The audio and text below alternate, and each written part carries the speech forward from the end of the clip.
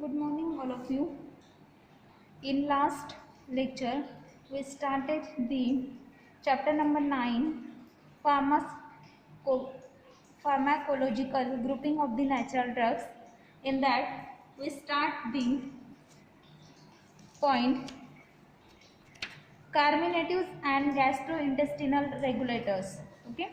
In that, we seen various drugs like ginger oleoresins, then quenelle, etc. Now next drug is asafoetida. Okay, asafoetida. Synonyms for this: asafoetida, gum asafoetida, devil's dung and hing. Okay, जो kitchen में हम जो हींग use करते हैं सब्जी में उसे बोलते हैं असाफोइटिडा. ओके, बायोलॉजिकल सोर्स क्या है असाफोइटिडा के लिए? तो asafoetida is the oleogum resin obtained by marking incisions from living rhizomes and root of Ferula foetida regal. Ferula foetida regal नाम का जो पेड़ है या फिर जो राइजोम्स होते हैं उसके जो राइजोम्स होते हैं मीन्स रूट जो होते हैं उसके ऊपर इंसिजन्स देने के बाद उसके ऊपर हम क्या लगाते हैं, कट लगाते हैं और उसमें से जो सिक्रीशंस बाहर आते हैं उसको बोलते हैं हम असाफोइटिडा. ठीक है, मीन्स ओलियोगम रेजिन है, एक सिक्रीशन है.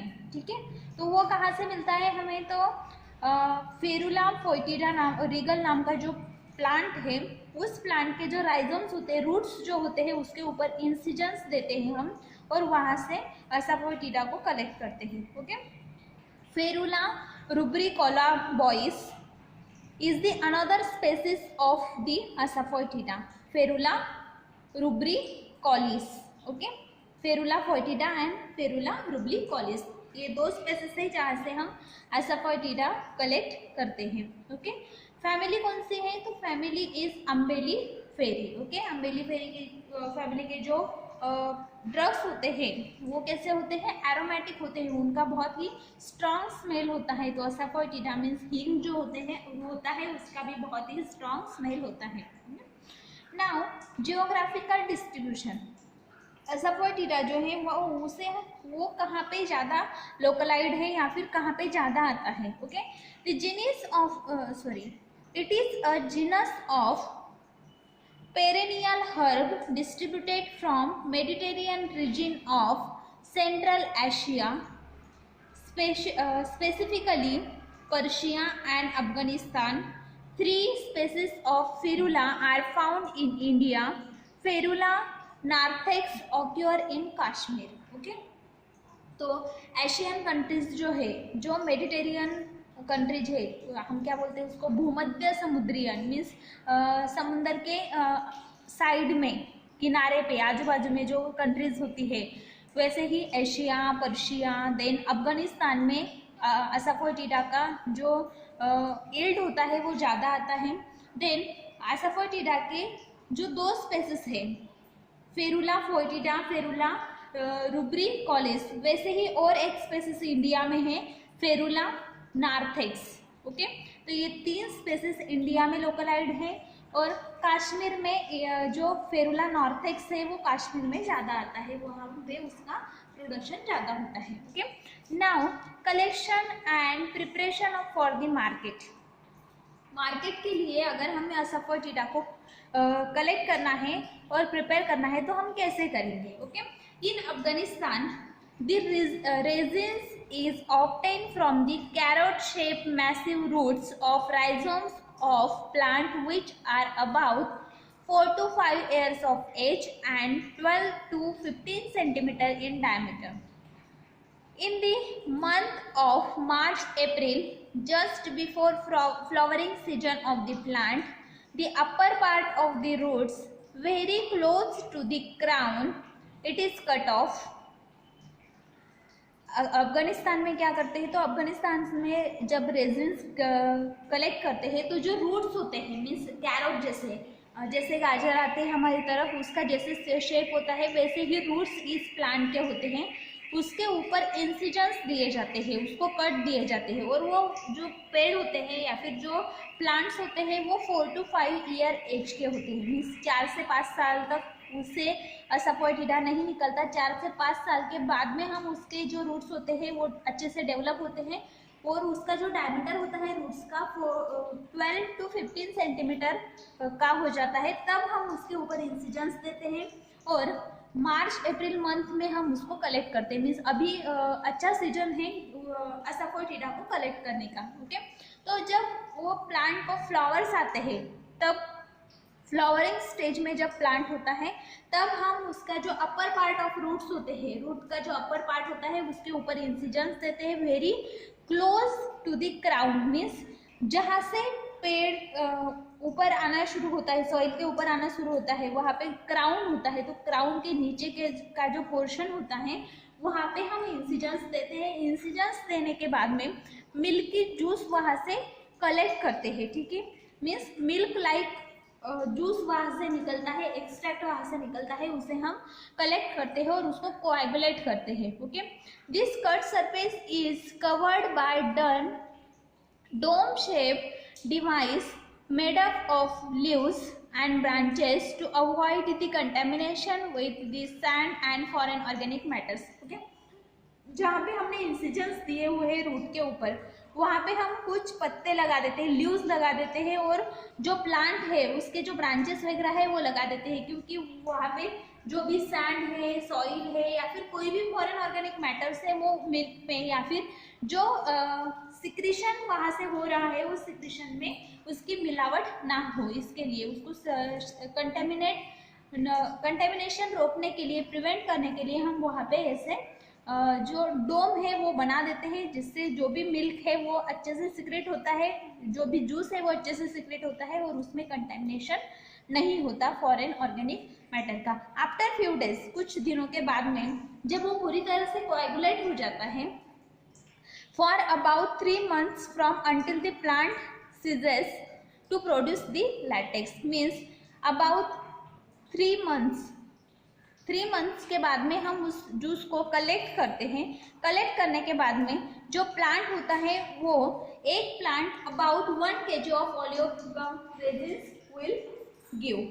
ओके, मीन्स अगर एक प्लांट जो है उससे हमें रेजिन्स कलेक्ट करने हैं तो 3 months हमें लगेंगे। 3 month तक हम वो रेजिन्स कलेक्ट करते हैं। 3 months के बाद में 1 प्लांट से हमें अबाउट 1 kg ऑफ रेजिन्स मिलते हैं। ओके, देन उसे हम क्या करते हैं तो उसको अच्छे से ड्राई करते हैं। ड्राई करने के बाद में पैक करते हैं इन suitable container and now this is totally prepare for the market. Now description, जो भी रेजिन्स हमने कलेक्ट किया है वो दिखेगा कैसे, उसका डिस्क्रिप्शन क्या होगा, उसके मैक्रोस्कोपी क्या होगी। Okay, now colour is yellowish white changing to the reddish brown. Okay, जो भी हिंग होता है जो हम घर में यूज करते हैं तो उसका कलर हमने रेडिश ब्राउन देखा है। तो इनिशियली वो येलोइश टू वाइट होता है, ठीक है। जब हम लेटेक्स को कलेक्ट करते हैं तो वो कैसे होता है, येलोइश या फिर वाइट होता है, और जब हम उसको पैक करते हैं या फिर ड्राई करते हैं तब वो रेडिश ब्राउन में कन्वर्ट हो जाता है। नाउ ऑर्डर पता है हमें कि अम्बेलिफेली फैमिली के जो भी ड्रग्स होते हैं वो इंटेंस ऑर्डर के होते हैं या फिर एरोमेटिक इन ऑर्डर होते हैं, ठीक है। तो इसका ऑर्डर भी इंटेंस होगा, परसिस्टेंस होगा एंड पैरेंटल एंड एलिसियस होगा, मीन्स एरोमेटिक ऑर्डर या फिर एक कुछ अलग परसिस्टेंस ऑर्डर इसका होगा। Okay, now taste is bitters, alliaceous and acrid. Taste कैसे होगी, बिटर होगी, एलिसियस होगी एंड एक्रिड होगी। नाउ साइज एंड शेप, तो जो लैटेक्स हमने कलेक्ट किया है वो लिक्विड फॉर्म में होगा, ड्राई करने के बाद में वो सॉलिड हो जाएगा। तो 0.5 to 3 सेंटीमीटर डायमीटर के टीयर्स होते हैं, मीन्स ड्रॉप्स होते हैं। Okay, now shape, it occur in 2 different forms, tears and masses. Tears are rounded and flat. Okay, tears और मासेस के फॉर्म में लैटेक्स हमें मिलता है। मासेस के फॉर्म में होगा तो इरेगुलर शेप के मासेस होंगे, और टीयर्स के फॉर्म में होगा तो राउंडेड फ्लैट टीयर्स हमें मिलते हैं। Now extra features of the asafoetida. Okay, इसके क्या एक्स्ट्रा फीचर है? Fresh tears are dough but when dry they become hard and brittle. जब वो फ्रेश होते हैं, fresh tears are dough means वो लिक्विड फॉर्म में होते हैं, जब वो ड्राई होते हैं तो ड्राई होने के बाद में वो हार्ड हो जाते हैं और ब्रिटल हो जाते हैं। Okay, tears are internally milky whitish yellow translucent and और ओपैक। जो भी टीयर्स होते हैं तो वो कैसे होते हैं? इंटरनली अगर हम उसको देखें तो मिल्की होते हैं, मिल्क जैसे दिखाई देते हैं, व्हाइटिश और येलोइश होते हैं, और ट्रांसलूसेंट होते हैं मीन्स वो ब्रिटल होते हैं, इधर से क्या बोल सकते हैं हम उसको, ट्रांसपेरेंट होते हैं। Okay, then mass of asafoetida is agglutinated. Mass of Asafoetida is agglutinated and mixed with the root fragments, foreign material and other impurities. Okay, जो टीयर्स होते हैं उसके बारे में हमने देखा कि वो ब्रिटल होते हैं, हार्ड होते हैं, ड्राई होने के बाद में इंटरनली मिल्की दिखाई देते हैं, व्हाइटिश येलो कलर के होते हैं, ट्रांसलूसेंट होते हैं, ओपैक होते हैं। ओके, देन जो मासेस होते हैं वो कैसे होते हैं? तो masses are mixed with the root fragments. ठीक है, अगर मासेस के फॉर्म में वो आता है तो उसमें जो रूट के फ्रैगमेंट्स होते हैं कुछ वो भी मिल जाते हैं, देन कुछ फॉरेन मटेरियल्स होते हैं या फिर कुछ इम्प्योरिटीज होती है, फॉरेन ऑर्गेनिक मैटर्स होते हैं, उसका कंटेमिनेशन मासेस में हो सकता है। नाउ केमिकल कॉन्स्टिट्यूएंट, असाफोइटिडा में ऐसे कौन से केमिकल कॉन्स्टिट्यूएंट है जिसकी वजह से हम उसको क्रूड ड्रग बोलते हैं या फिर यूज करते हैं? ओके, तो asafoetida contains 40 to 65% of gum, 40 to 65% resins, 20 to 25% gum, 4 to 20% volatile oil. The resins of the drug consist of chiefly azaresinothanol combined from the ferulic acid. Means क्या क्या है इसमें? रेजिन्स है 40 to 65%, गम है 20 to 25%, volatile oil है 4 to 20%, than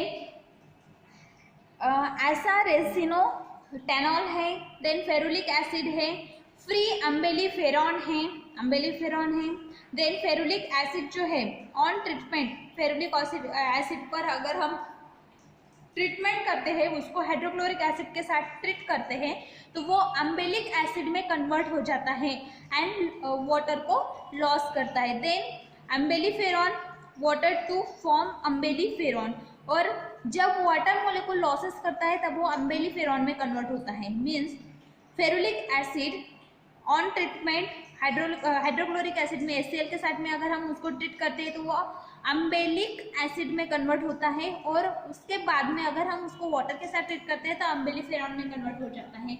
oil of असाफोइटिडा में oil भी present होते हैं, वोलेटाइल ऑयल्स। ओके, जो वोलेटाइल ऑयल्स होते हैं वो हम स्टीम डिस्टिलेशन से ऑब्टेन कर सकते हैं ओलियोगम रेजिन के फॉर्म में। Okay, distillation of oleogum resins, asafoetida से अगर हमें ऑयल ऑब्टेन करने हैं तो हम क्या कर सकते हैं?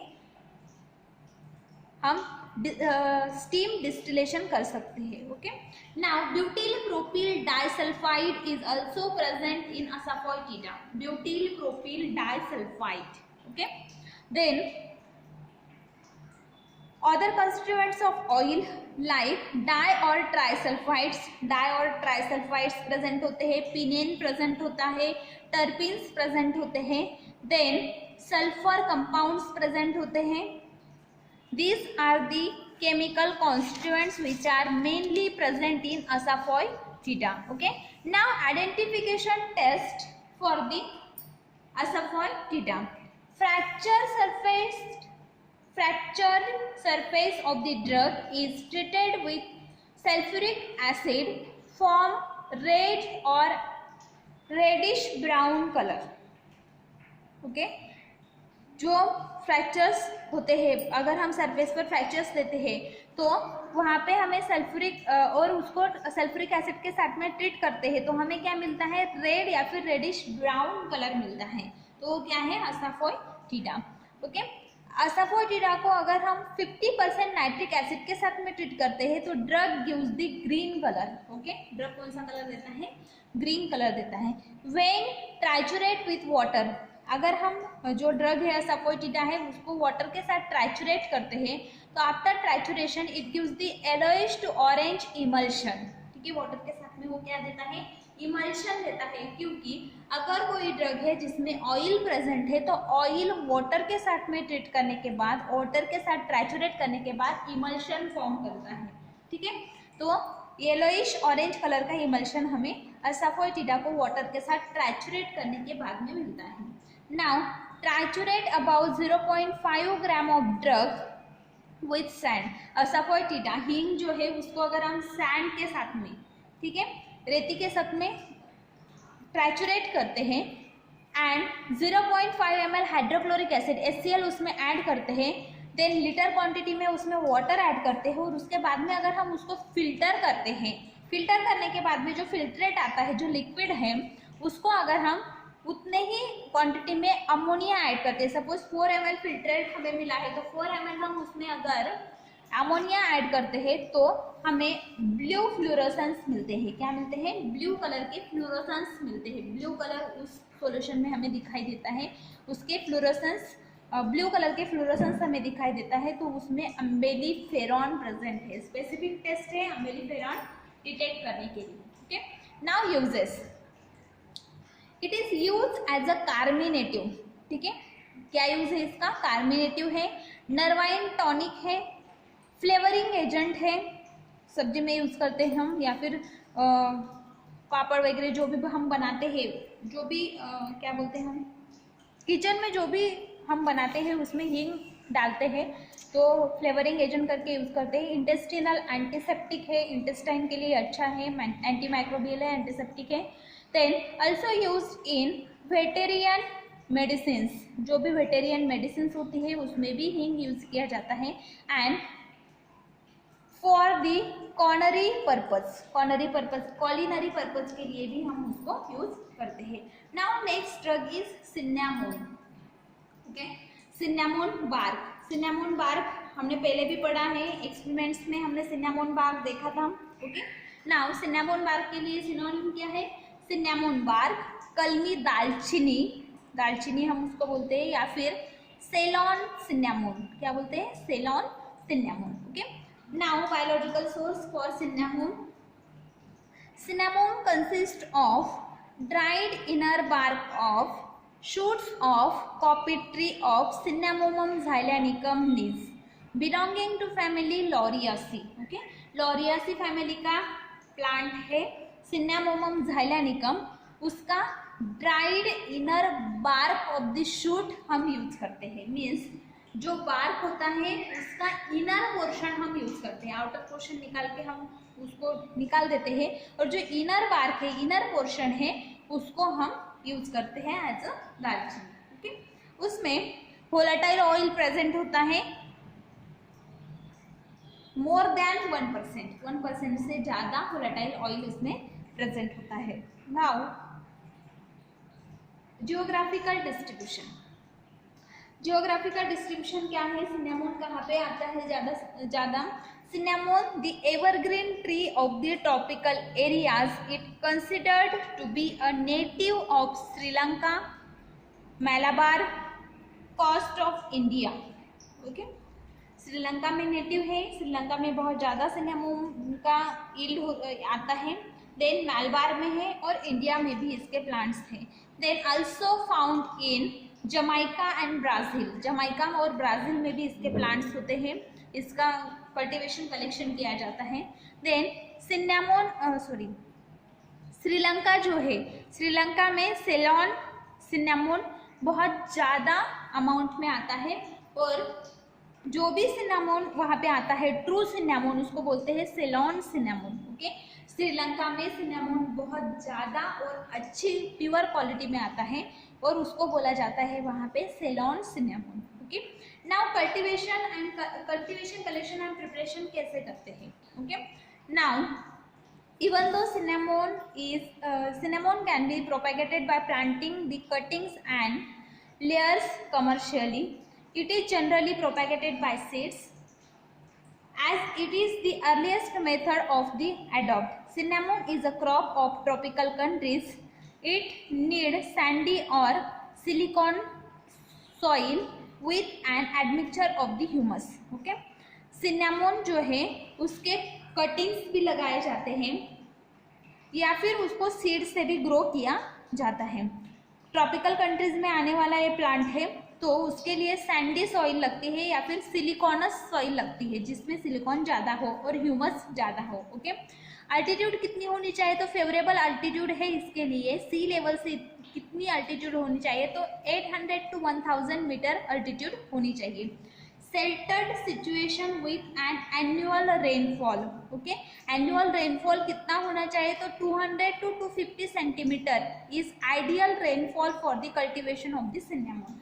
सिन्नामोन अगर अच्छी क्वालिटी में आना चाहिए तो उसके लिए 200 to 250 सेंटीमीटर रेनफॉल होना चाहिए। The seeds are grown in well propagated nursery bed located at a suitable place in June and July. Okay, जो सीड्स होते हैं वो कब सोन किए जाते हैं, तो नर्सरी बेड पर उसको प्रिपेयर किया जाता है, उस पर उसको सो किया जाता है। तो सोविंग जो है वो जून जुलाई में की जाती है। Seeds are sown at a distance of 10 centimetre and covered a small layer of the soil and water properly. जब हम सीड्स लगाते हैं सॉइल में तो 10 सेंटीमीटर डिस्टेंस होना चाहिए दो प्लांट्स के बीच में, दो सीड्स के बीच में, और ऊपर से भी थोड़ी soil, small layer of soil उसके ऊपर डाली जाती है, सीड्स के ऊपर डाली जाती है और उसको प्रॉपरली वाटर दिया जाता है। देन आफ्टर 20 डेज के बाद में सीड्स जो होती है वो जर्मिनेट होने लगती है, ग्रो होने लगती है। Seedlings are provided with the seeds and are allowed to grow for the 10 to 12 months. जो भी सीडलिंग्स होते हैं उसको शेड जो होता है शेड्स में ग्रो किया जाता है और 10 से 12 महीने उसको ग्रो होने के लिए लगते हैं। देन 10 से 12 महीने के बाद में हम उसका ट्रांसप्लांटेशन करते हैं। ट्रांसप्लांटेशन मोस्टली अक्टूबर नवंबर में किया जाता है, रेनी सीजन में किया जाता है, और जो डिस्टेंस होता है दो प्लांट्स के बीच में, 2 प्लांट्स के बीच में, वो 2 मीटर का होता है। ठीक है, अगर हमने एक प्लांट यहाँ पर लगाया है तो 2 मीटर की दूरी पर हम दूसरा प्लांट लगाएंगे। Sheds are provided with the petals and coconut leaves. Okay, coconut leaves जो होते हैं उससे हम उसको शेड करते हैं, जो भी प्लांट्स सीडलिंग्स हम लगाते हैं उसके ऊपर हम कवर कर देते हैं, शेड कर देते हैं। The field is weed 2 to 4 time in a year. For healthy growth, each plant should be manured with 10 gram of each ammonium sulfate and superphosphate in the first year। पहले साल में जो प्लांट्स होते हैं वो छोटे छोटे होते हैं, तो उनको कितना मैन्यूअर देना चाहिए, तो पहले साल में हम उसको 100 ग्राम ईच प्लांट को, एक प्लांट को हम 100 gram ammonium sulphate and 100 gram super phosphate देते हैं as a manure. Then subsequently it is increase depending upon the age of the plant. जैसे जैसे प्लांट्स बढ़ते जाते हैं वैसे वैसे हम मैन्यूअर भी बढ़ाते जाते हैं। Then fertilizers are applied in 2 equal dosage. देन हम उसको फर्टिलाइजर्स भी अप्लाई करते हैं 2 इक्वल डोसेज में, मीन्स साल में हम 2 बार उसको फर्टिलाइजर्स देते हैं और इक्वल डोसेज में देते हैं। First in monsoon, the second in October November to encourage the growth of the side of the shoots. Okay, तो हम पहले तो मानसून में देते हैं या फिर अक्टूबर नवंबर में हम उसको पहला जो डोज होता है वो देते हैं। Trees are coppiced to induce formation of the shoots. जो ट्रीज होते हैं उसको हम कॉपीज करते हैं क्योंकि उसके जो शूट्स है वो उसका फॉर्मेशन अच्छे से हो। The trees are allowed to grow further unless they turn to uniform brown colour by formation of the cork. Okay, हम उसको कब तक ग्रो होने देते हैं, तो जब तक उसका जो यूनिफॉर्म ब्राउन कलर सब जो ट्रीज है उसकी कॉर्क को ना आ जाए, मीन्स सब जो ट्री है उसको अगर यूनिफॉर्म ब्राउन कलर आ गया मीन्स उनकी ग्रोथ अच्छे से हुई है। देन हम हार्वेस्टिंग स्टार्ट करते हैं। Harvesting is done in rainy season. Harvesting कब करते हैं हम? रेनी सीजन में करते हैं। It is easy to peel off the bark of the shoots. हम जो भी बार्क होती है उसको हम पील ऑफ कर लेते हैं, पहले ही बार्क को निकाल लेते हैं। Then longitudinal incisions are made on the shoots of the transfer marking are given so as to form the rings at the node, which also connect the longitudinal incisions, producing the strips which are peeled off. Strips thus formed are made into bundles wrapped in a coil matting and allowed to ferment for 24 hours. Okay हम क्या करते हैं, पहले तो हम उसको पील out कर लेते हैं। जो भी प्लांट है उसके अच्छे से उसको अच्छे से ग्रो होने देते हैं। ग्रो कब तक होने देते हैं? जब तक उसकी जो कॉर्क है, उसकी जो आउटर लेयर है, उसको ब्राउन कलर आने तक, पूरा यूनिफॉर्म ब्राउन कलर आ गया तब हम उसकी जो आउटर लेयर है, कॉर्क है, उसको निकाल लेते हैं, पील आउट कर लेते हैं। पील आउट करने के बाद में जो इनर लेयर है उसके ऊपर हम इंसिजन्स लगाते हैं, मार्क लगाते हैं। ठीक है, इंसिजन लगाने के बाद में हम उसको पील आउट करते हैं, जो इनर लेयर है उसको पील आउट करते हैं और उसके छोटे छोटे बंडल्स बनाते हैं और वो जो बंडल्स है उसको फर्मेंट करते हैं हम 24 आवर्स के लिए। Fermentation result in losing of the outer cork of the cortex which is then removed and scrapped with the curved brass nails. Okay, then fermentation हम क्यों करते हैं? तो फर्मेंटेशन के बाद में जो भी इनर आउटर कॉर्क जो है वो अच्छे से निकल जाती है, लूज हो जाती है। लूज होने के बाद में हम उसको क्रैप कर लेते हैं। ठीक है, न्यूज से हम उसको, नाइफ से हम उसको निकाल लेते हैं। देन ड्यूरिंग ड्राइंग, बाद में हम उसको ड्राई करते हैं। The bark contract and get converted into squill. Then बाद में वो क्या होते हैं, जब हम ड्राई करते हैं तो वो स्क्विल में कन्वर्ट हो जाती है। Then a smaller quills are inserted into a larger squill to form a compound squill. ठीक है, तो हमें पता है हम उसको क्या करते हैं, कंपाउंड स्क्विल में कन्वर्ट कर लेते हैं मैन्युअली। मीन्स जो लार्जर स्क्विल होते हैं उसके बीच में हम छोटे छोटे जो स्मॉलर स्क्विल्स होते हैं उसको लगा देते हैं और बड़े कंपाउंड क्विल्स हम फॉर्म करते हैं। इजी टू कैरी हो जाता है फिर वो।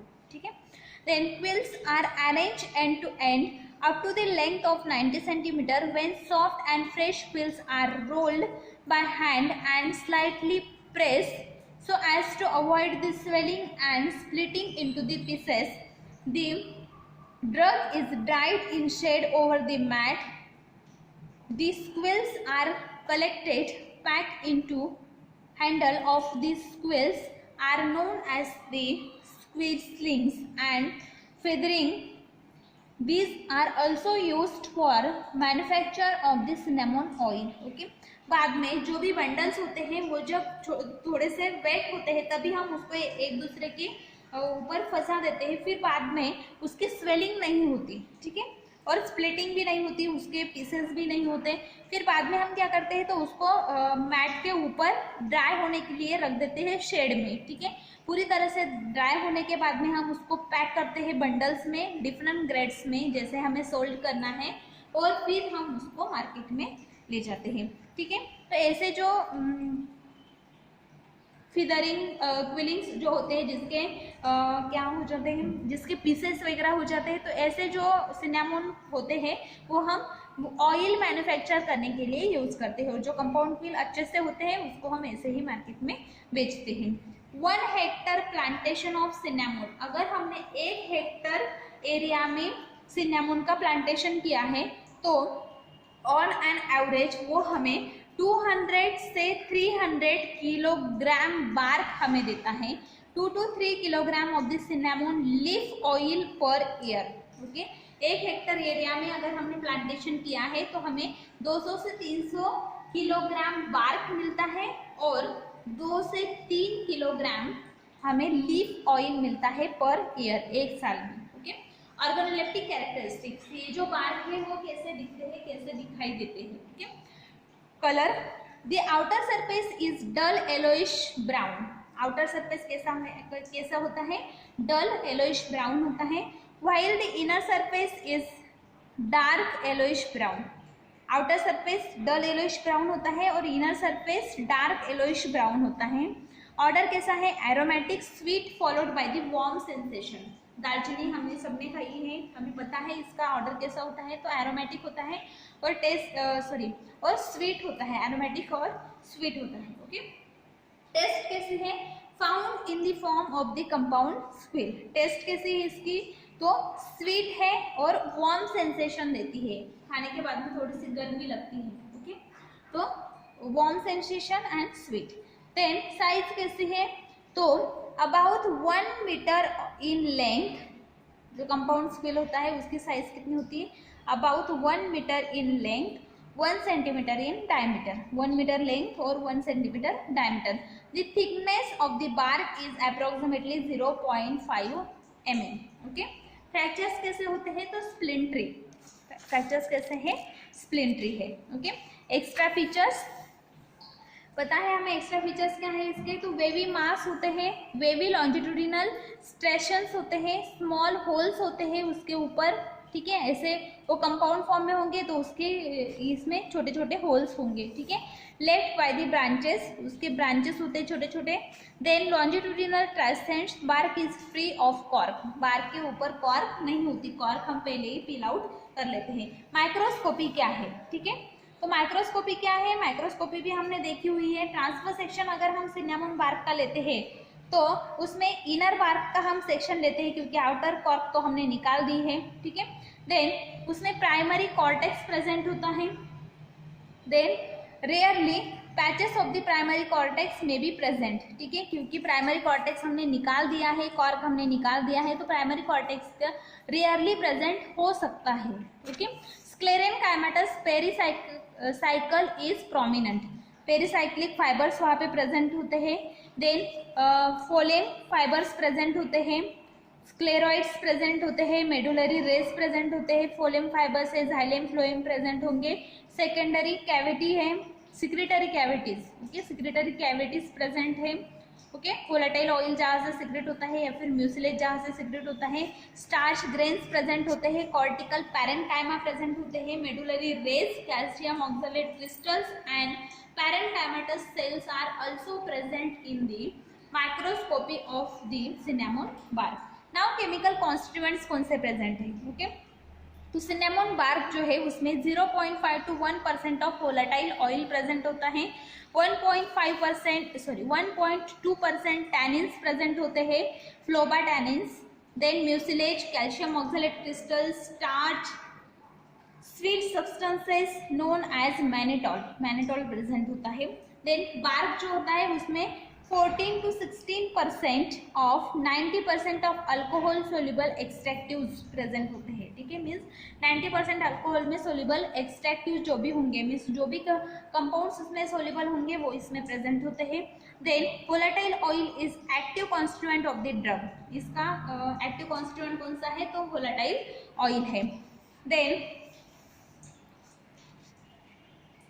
सिनेमोन ऑयल, सिनेमोन बार्क जो होता है वो लाइट येलो कलर का होता है व्हेन फ्रेश, जब वो फ्रेश होता है, फ्रेशली डिस्टिल, जब हम उसको फ्रेशली डिस्टिल करते हैं। लेकिन बाद में उसका जो कलर है वो स्लोली चेंज होता है और रेड ऑन स्टोरेज। अगर हम उसको स्टोर करके रख देते थे तो वो क्या हो जाता है? येलोइश टू रेड कन्वर्ट हो जाता है। Cinnamon oil contains 60 to 70% of cinnamon aldehyde. Cinnamon oil में क्या क्या होता है? सिनेमोन अल्डिहाइड होता है 60 to 70%, 5 to 10% यूजिनॉल होता है, बेंजाल्डिहाइड प्रेजेंट होता है, क्यूमाल्डिहाइड प्रेजेंट होता है, टर्पीन्स प्रेजेंट होते हैं, फेलन एंड्रेन प्रेजेंट होता है, पिनीन, साइमिन, क्रायोफाइलिन etcetera. These are the chemical constituents which are present in the cinnamon bark. Now chemical test, इसके लिए हम कौन सी chemical test करेंगे for the identification?